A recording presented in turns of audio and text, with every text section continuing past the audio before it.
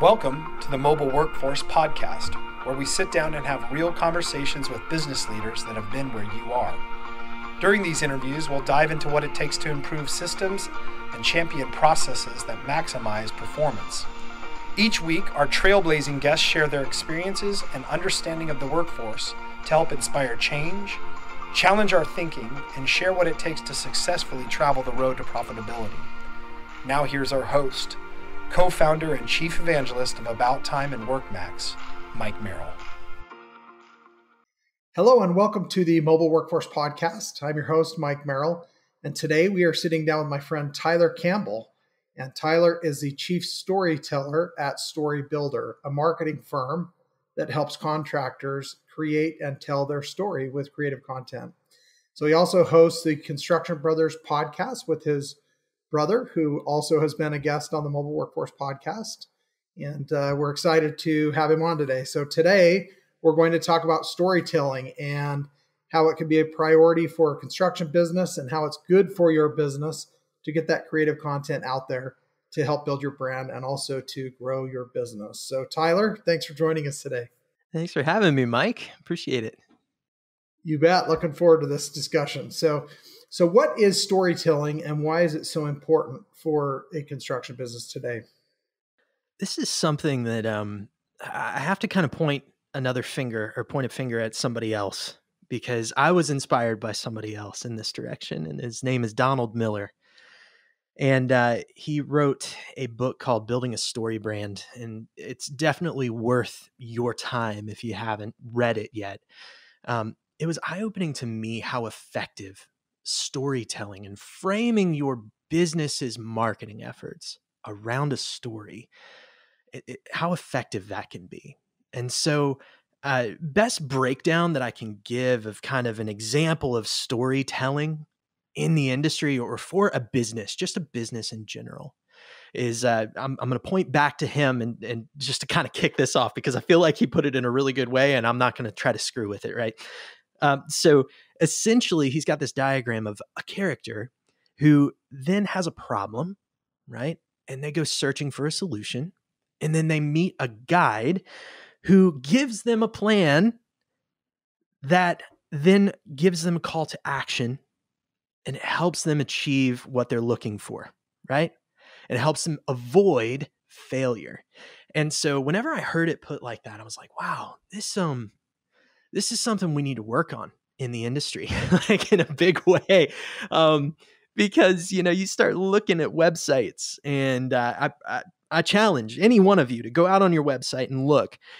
Do you have on your front page we have been in business 50 years and we are experts in our field, and we, and I, and that's pretty much the summary of what most websites, most copy looks like in the industry. So what the story branding process and kind of what I'm advocating here, and what I've decided I've just kind of fallen in love with, really, is coming back and pointing at the person that you're trying to serve, your client, and saying, I'm trying to help you, right? It's you that is the hero of this story, and I'm just simply going to be the guide. I'm going to try to help you out. So it doesn't matter if you're a steel fabricator or an elevator manufacturer or a welder or, a general contractor or an engineer, an architect, you're trying to help somebody, right? So if you're an architect, you're trying to help the owner. If you're a fabricator, you're probably trying to help the GC. Or if you're a steel detailer, in the case of like my family business, like we're trying to help the fabricator. So the best thing that we can do is talk to that target audience and say, here is how this story goes. We come in and we help you. We try to help you find success. And so kind of in summary there, that's the story branding process. And that's the thing that really spurred on the Storybuilder, the company that I created, obviously. And I've just been able to take my talents in marketing and my talents in construction and merge them together and help companies try to tell their stories better. That's the whole heart behind it. Yeah, that's awesome. So you mentioned websites. What are some other tools that companies can use to tell their story? Ooh, man. All right. So websites, social media, of all forms and fashions. Honestly, I think social media is probably one of the most untapped resources by construction companies right now. Funny enough, like it's still just, we're not tapping into it enough. And we're doing a bad job of representing ourselves on there. And I think it's in part due to a level of laziness. I'm going to kind of call us out because I've been victim to this too. Okay. That's the only reason I'm able to call us out is because I've been a victim of this. Is when I was leading the team here at ABSI, I had a VA and I would say, hey, Leslie, we need to create some more content for social media. But Leslie, she didn't have an understanding of the construction industry and what resonates with the construction industry. But me, who is busy in my day-to-day job trying to lead a team, actually make money, I told her to go create content.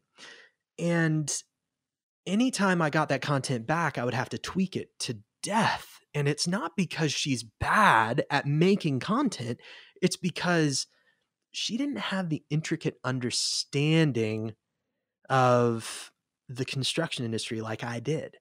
So the best thing that people can do, at least from using the tool like social media or a website, is start creating the content for themselves, right? It's to start getting their feet wet in the production process and learning more about how to shoot a video or how to talk on a camera, or getting used to that fact and putting that stuff out on social media. And so that's I feel like the biggest tool that we have at our disposal right now is definitely social media. Yeah, I like that. And I think maybe lumped into that somewhere would be like what we're doing today here on this podcast, right? We've had customers on this. We have other construction companies. I know there are construction companies out there that host podcasts on safety or culture or other things as well. Where do you see that playing a role in your business today and what you recommend to companies? So the podcast in general, how it all kind of rolls together. Well, it's funny. I was talking to somebody today that I'm getting ready to send a proposal to. And he's been a listener probably for the better part of a year. And he's at a large company. And recently he, was like, hey, I'd love to do some advertising on your podcast because now I'm in a place where actually the company I'm working for would really benefit from that. So we're talking to him. And I started kind of going, hey, what if I came on and actually, guys, like I helped you guys out, like strategize, like let me help you strategically hit your target market because I've been talking to them for a long time now. I've learned a lot and I know I can help you guys out. And so podcasting or any other content creation, it feels weird because it takes a long time. You don't see that initial like hit of revenue come in immediately. You just don't see it. And that's why most people give up. They're like, well, I didn't see any benefit out of doing it because it didn't make $100,000 like I had planned on. Well, that's because it takes you 5, 6, 7, 8 years of pressure in order to reap that benefit.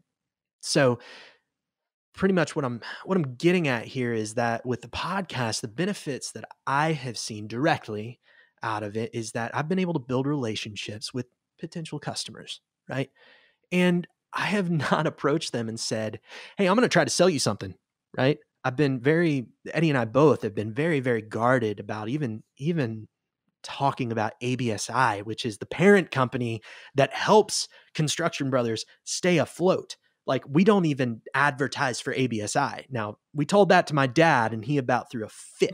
He's like, wait a minute. I'm paying for this and I'm not even getting a shout out. Right. Right. And so what we knew is that it's going to take time. And if we start cashing in those chips too early, then it's not really going to benefit us. So the best thing that we can do is we can start serving. We can look at the servant leadership model and we can just start serving people who are in our target market and anybody else surrounding that too, and let come, what may come. We're going to serve. We're going to try to be transparent. We're going to try to have fun. We're going to entertain. We're going to educate. We're going to share ideas and encouragement, our mantra, and, we'll worry about it later. But when I started this new company, Storybuilder, is when I really started seeing the benefits of it. That's when I really started seeing, whoa, because I didn't directly go out to any of those people and say, hey, I've got a new thing and you need to know about it, and I really want to sell you something. I did not have to do that because I've already built up a relationship with them.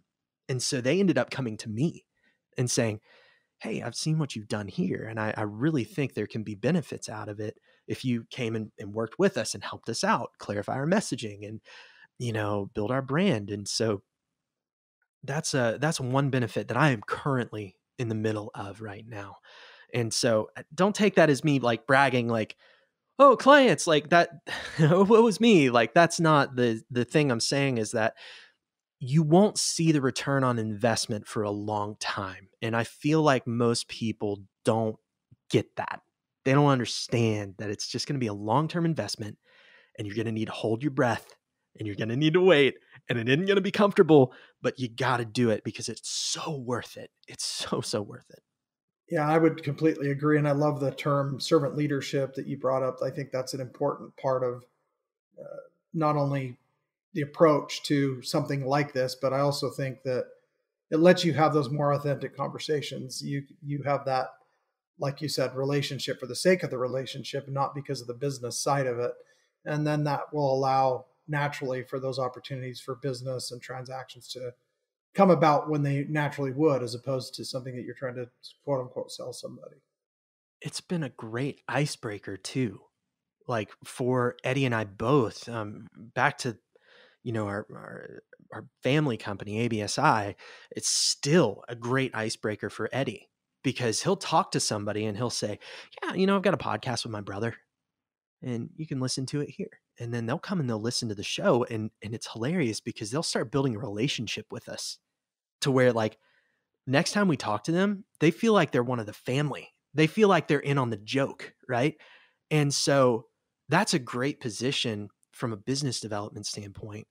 And you got to be careful not to treat it very, sleazy. You want to try to respect the fact that they've built that relationship with you and not take advantage of that. Like, you have to be genuine in everything you do.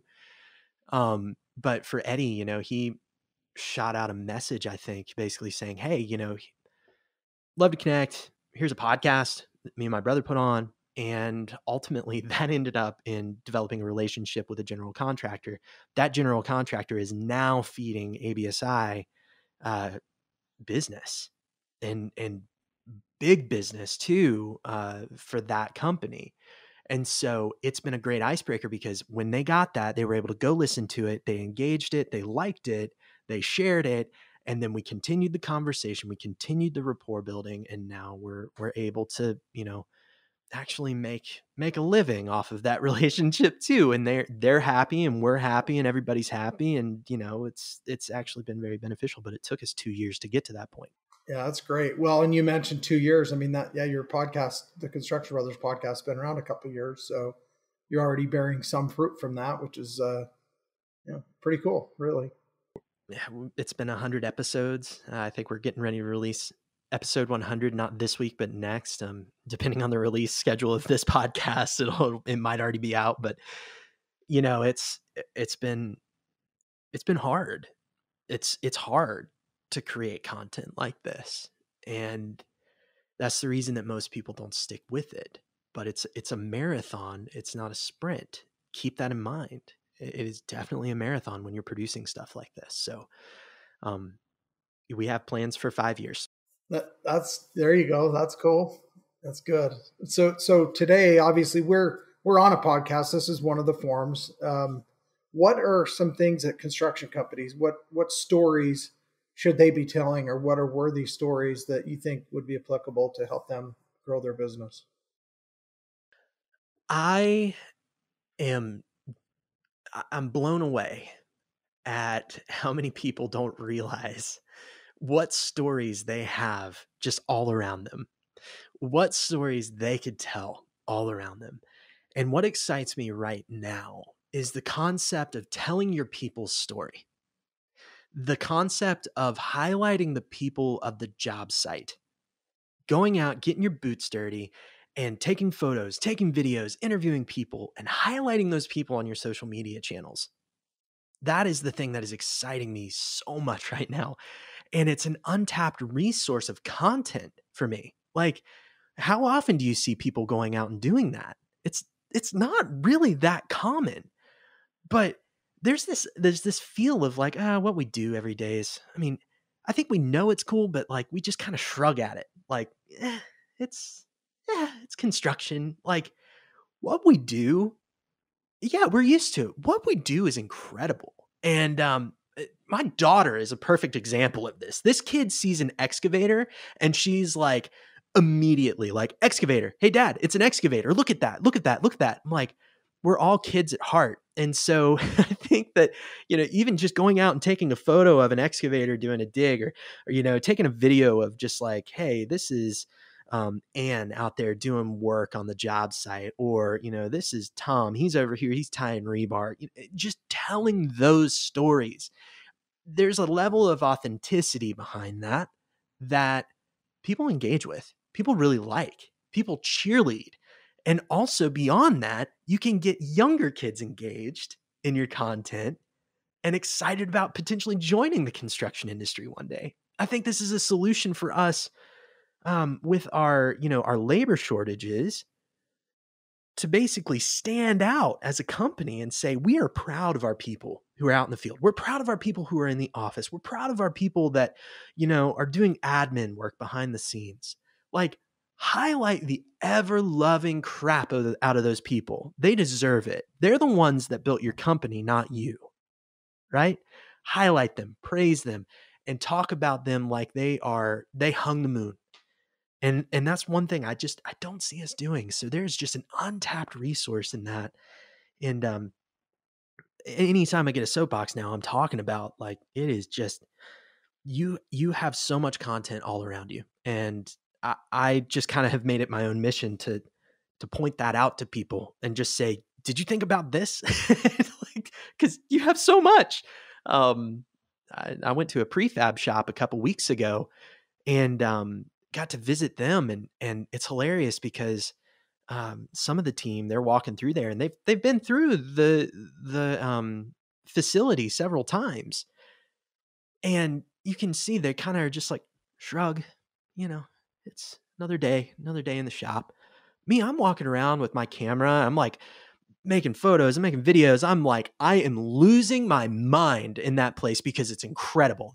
Everything's moving. There are people working all over the place. It's like, I have drywall dust up to my eyeballs, and I'm happy as could be because I get to tell the story, the people in there doing that work. And so just open your eyes to the fact that you have so much stuff that you can share on social media and your website and on your proposals to get new work right now.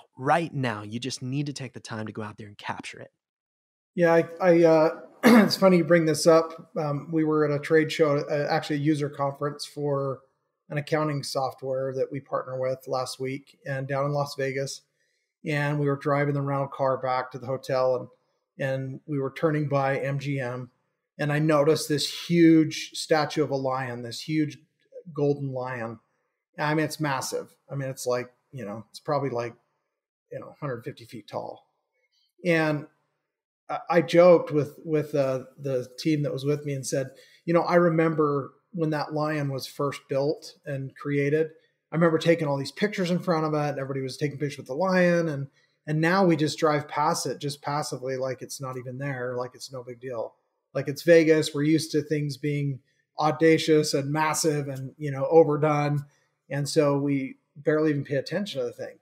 And so upon me making that comment, then everybody in the vehicle said, actually, that is really cool. That thing's huge. And all of a sudden there was all this conversation about this massive lion that I've passed probably 100 times since I took pictures of it. But then I just happened to rediscover how amazing it was at that moment because I was stuck at a traffic light. So I think what I'm hearing you say is that we almost need to be tourists within our own business every day in looking for content, because content abounds. Like, there's a story to tell every single day with whatever the crew's working on. And it is fascinating. It is amazing. It's interesting. It's really cool what we do in construction, right?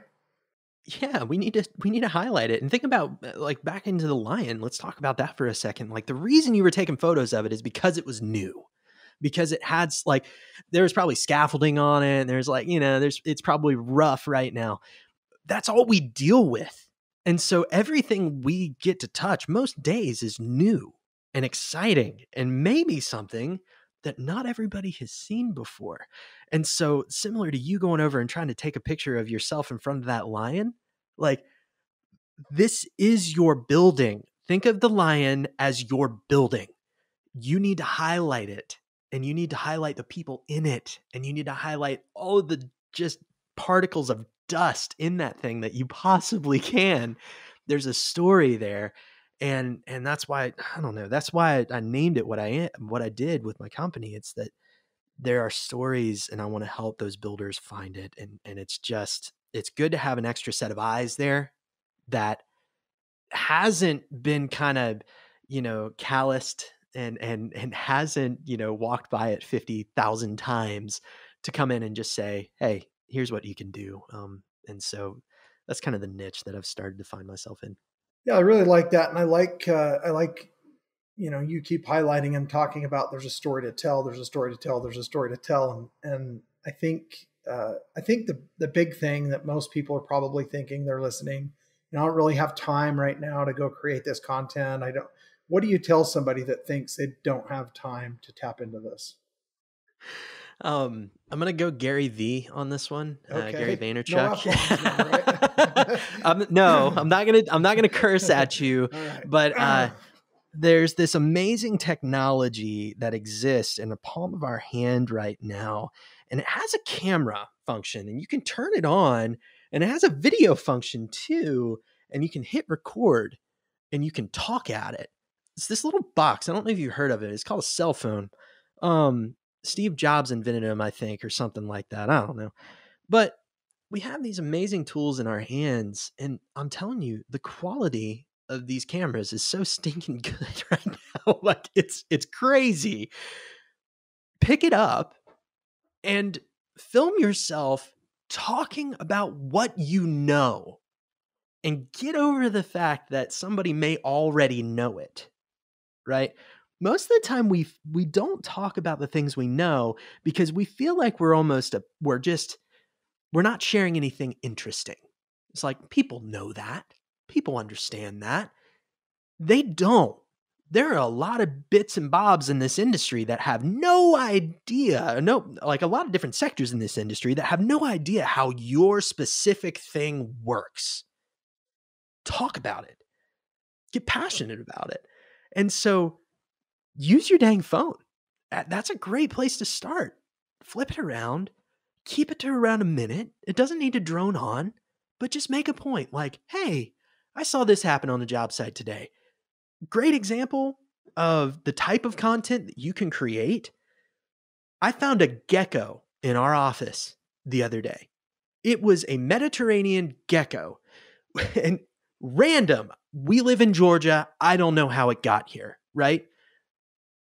And so I go and I capture the little guy and I keep him on our conference table. Well, I got distracted and he ended up escaping. That story was the intro to our podcast this week.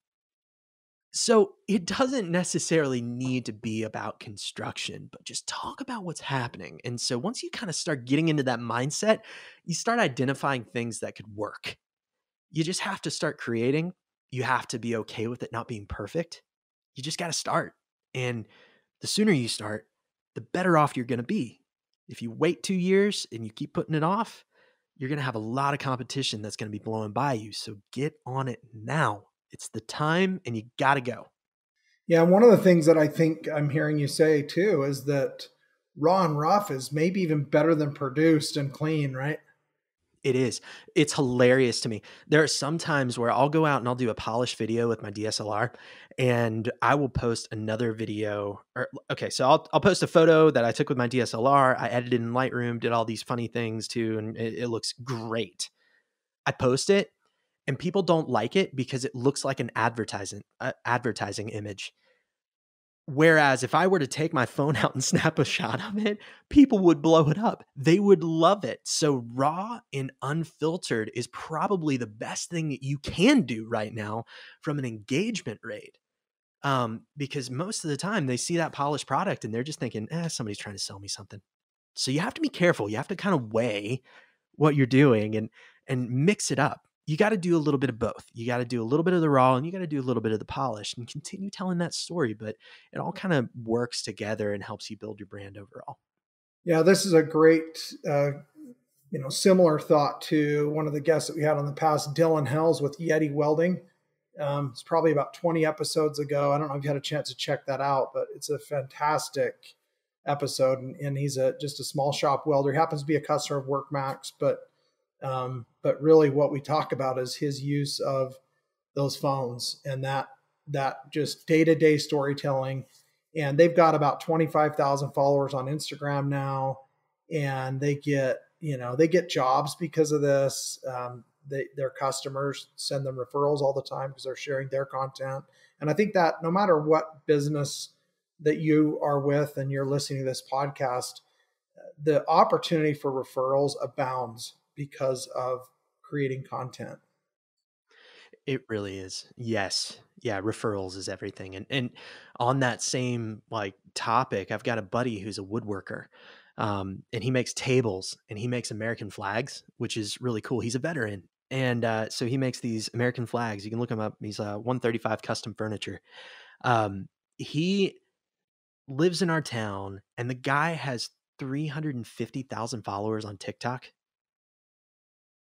And that whole push on TikTok, it blew his business up.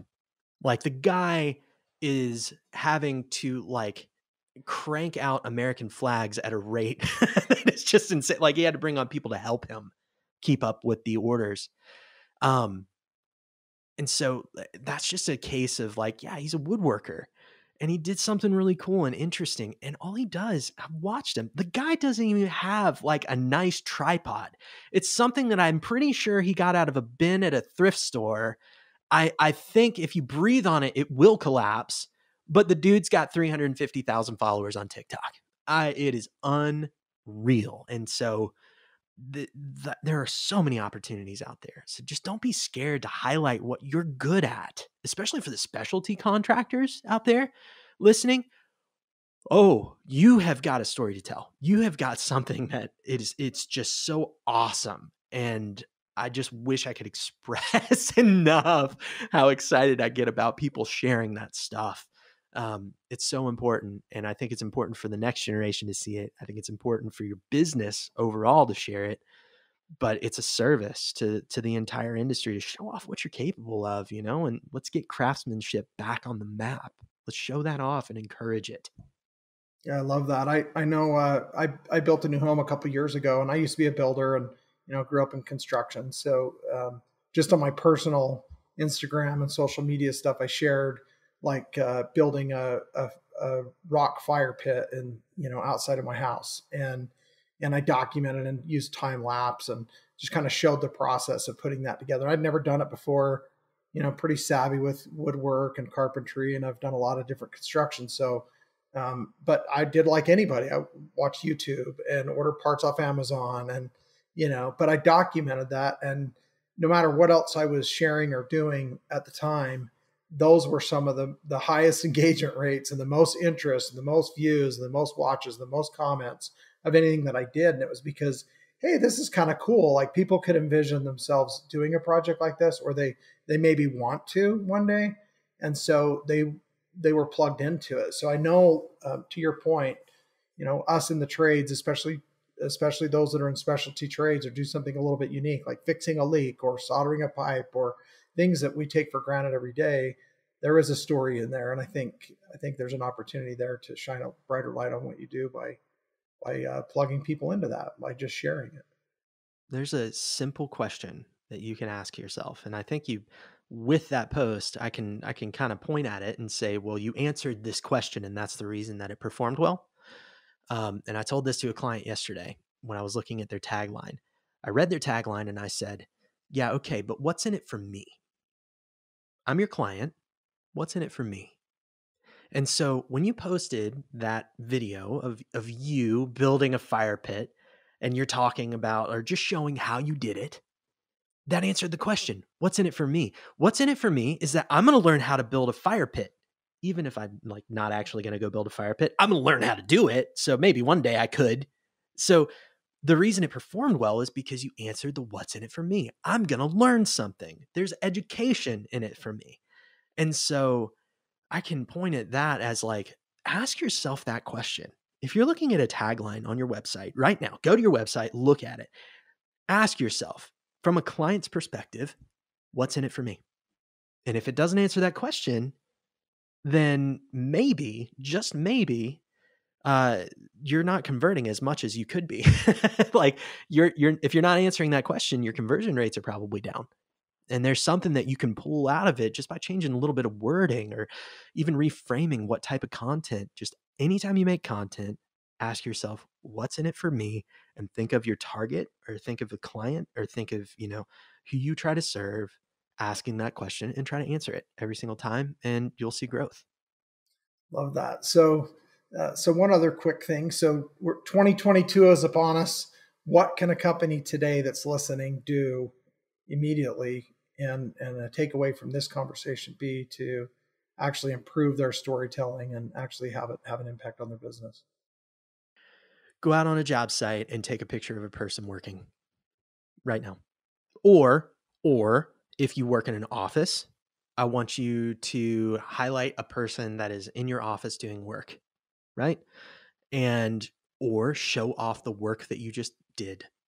So I'll give you an example for our BIM company here with, which my family owns, we would take a picture of a model that we're working on, of a 3D model, and we'll post that online. Take that, post it, and you're done.